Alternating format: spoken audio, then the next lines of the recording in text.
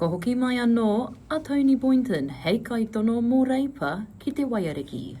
I lived off about $40 a week and times were really, really hard. And as a mama in that situation, like many of our whānau, you become really good and strong because you have no choice to look at opportunities and ways to be able to get a better life for your tamariki. And it's the same when it comes to looking at how policies impact our people. Engari, he hātana mahi hou kia whakarata i ngā kaipōti o te Waiariki ki aia me tana rōpū reipa. Ata ki te whakarongo, whakarongo ki te ata. And that's being able to listen deeply and to take the time to understand before you speak.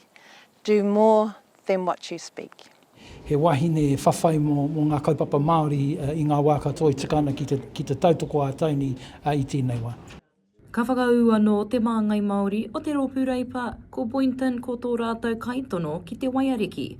Whai muri te hekenga o hine moa awatere i te reihi i tērā wiki.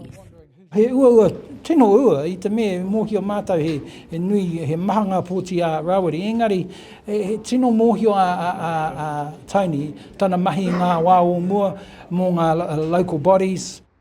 Toko toru ngā kaitono mo te Waiariki, ko Rawiri Waititi o te Pāti Māori, kei aia te tūru i tēnei wā. Kua pānui whānuitia te rōpū kākāriki, ko Tania Waikato tō rātou kaitono. Ka mutu ko Toni Boynton anō mō reipa. Engari kei te hunga pōti te whakatau ki ngā tiriti o te Waiariki nei. And what do you think about our current Waiariki MP? Yeah, he's okay. Yeah, he's all good. Personally, I'd be the one for that. Who's the other one? Tania Waikato. Waikato. She's a Māori lawyer. Oh, she'll be good then. If she's like a Ned Sykes, then yeah, she'll be good. I te pōtitanga o te tau e 2023 i toa a Rawiri Waititi, te kaiarehi takirua o te Pāti Māori i te tūru nei mā te 15 mano pōti. He rima mano noiho kia whiwhi a Boynton i taua wā, nā reira ko te pātai.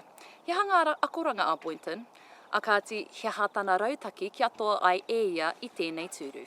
I think the lessons that I learnt from the last campaign is that you really do need to stay close with your people. You need to really take the time to listen more than speak, and that the campaign and the trust that you build with our whānau isn't just during a campaign.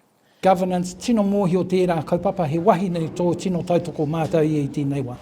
But it's also worth going through because our people deserve somebody who's going to be able to stand up for them, and going through that process, no matter how hard it is worth it because it's about serving our whānau. He roa te huarahi me takahia e tēnei kaitono mo te tūru o te Waiariki. Mēnā ka toitū ia hei te pō te kōwhiringa pōti a te noima, kaore rānei. Mai o hapānapa, Aukaha.